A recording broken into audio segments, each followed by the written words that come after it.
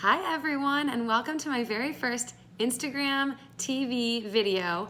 Super excited to be talking to you guys about vegetable oils and cooking oils in general. It seems like a topic that people are really interested in and have a lot of confusion in. So I want to first explain a little bit more about the history of cooking oils in America.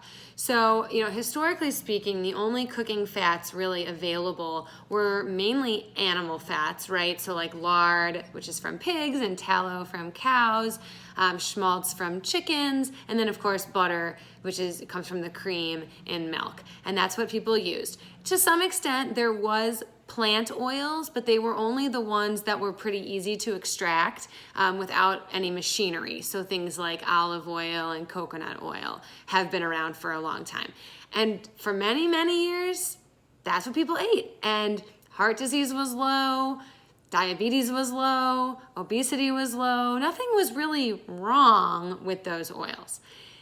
Separately, what happened is the Industrial Revolution came. And so the Industrial Revolution made it so that we could, for the first time, extract the oil out of plant seeds.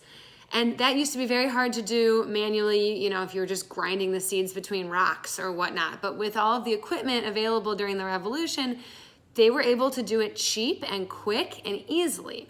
And so oils like cottonseed oil came onto the market in a big way. And at first they were used for fuel, they were used for candles, but eventually as electricity came out and fossil fuels became available, people didn't need them for those uses anymore. So what happened is possibly one of the greatest conspiracies, so to speak, in American food history. And that is the companies that made these oils for fuel purposes had to find a way to repurpose them. So a decades-long campaign was kicked off in like the late 1800s, early 1900s, with the goal of convincing the American housewife that lard is dirty and that vegetable oils are clean and they will be better for your family. And so you should make the switch. And products like Crisco became really pervasive across the American cooking scene. They were never researched from a health perspective. That was not really an issue because there was no health problem to solve. But the companies did it. They convinced everybody to make the switch. And then as heart disease did start to tick up around the 1950s, it was largely blamed on things like butter. And so the companies doubled down and said, hey, we can turn vegetable oil made from soybeans into margarine, which is kind of like butter, and it won't cause heart disease, which was never factually true. The butter was not at the root of the heart disease, but they did it and they convinced people, and margarine became more popular than butter. Butter and lard sales plummeted. Heart disease, diabetes, and obesity got worse. And that kind of brings us to where we are today, and people are finally thinking, is this not working? Does this not make sense? Is it logical that we're eating these seed oils that weren't part of the human diet for the vast majority of human history?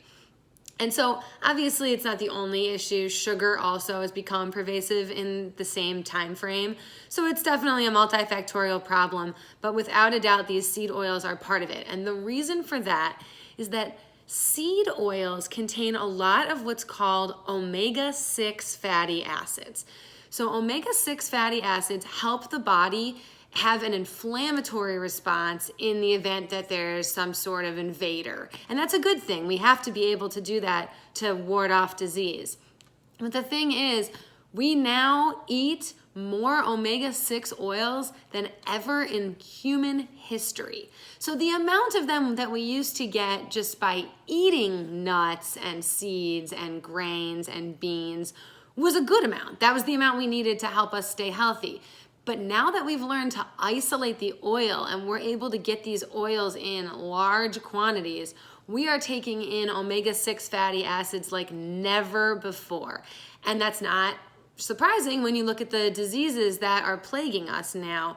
Heart disease is largely a disease of inflammation, right? So if the plaques in your arteries are becoming bigger and bigger, that's your immune system attacking your own arteries. And that's what's causing the blockages and strokes and things like that. So the inflammation is really what's to blame. And then it's also part of a lot of other diseases as well. Things like all of the diseases of the gut that we're seeing, possibly a part of obesity and diabetes as well. We're still learning about that. But inflammation is a major factor. Joint disease, all the different arthritises. It's a major factor now. Okay, so the question is, what do we do? How can we reduce this realistically? And so step one, no question asked, get these oils out of your house. That's where you have control, okay? That's where you can decide what to cook with. So I want everybody to go to their pantry after they watch this video, and if you have soybean oil, corn oil, peanut oil, canola oil, grapeseed oil, safflower oil, sunflower oil, any of these seed oils, if the oil comes from a bean, a grain, a nut, or a seed, that is a seed oil. I know we only call certain things seeds, but technically nuts and beans and grains are seeds. And so if the oil comes from those, ditch it. Okay, so that's step one. At home, you can certainly cook with the old traditional things like butter, tallow, lard, but I recognize that tallow and lard are tough to get nowadays, especially from pasture-raised animals. So stick with the butter. It's easy to find good quality grass-fed or at least organic butter.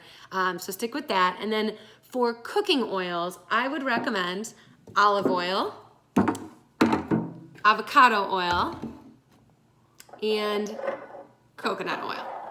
Okay, and so the reason I like these guys is that coconuts, olives, and avocados are actually fatty in the flesh. So when they extract the oils from these, they're not getting them from the seeds of the plant.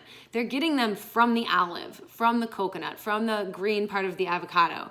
And so the nutrient profile is nothing like a seed oil. It's not high in the omega-6s, it's not inflammatory, and it's not that processed because it's not very hard to get the oil out of the fleshy parts.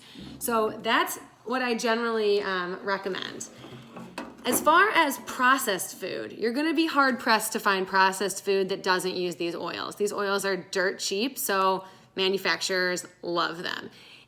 There is a change kind of coming. So there are brands, like for example, tortilla chips. This brand, you can see that it uses palm oil. I didn't include palm oil as one of the oils that I recommend because there's a lot of issues with the ethical harvesting of palm oil. There's a lot of destruction going on in the Amazon. So I generally don't think of it as a good household oil from just an environmental standpoint, but it is health-wise a better choice. And so if you find processed foods with palm oil, you could consider that. If you can't find processed foods with the better oils, the other thing you can do is look for processed foods that have organic, expeller pressed seed oils. Still gonna be a lot of omega-6s, there's no way around that, but expeller pressed is a much gentler way of extracting the oil, doesn't use any chemical solvents, and then organic is gonna get you away from all the pesticides that are used on these crops, especially considering that a lot of the seed oils come from genetically modified crops, so like corn and soy and cottonseed oil, those are all genetically modified. So if it's not organic, it's likely GMO. So that's another thing you can do. And then I just have one little caveat because I keep getting questions about this. I did a video a while back about how I season my cast iron pans, and I do use flax oil. Yes, it is a seed oil. I would never cook with it. Literally the only thing I use it for is my pans.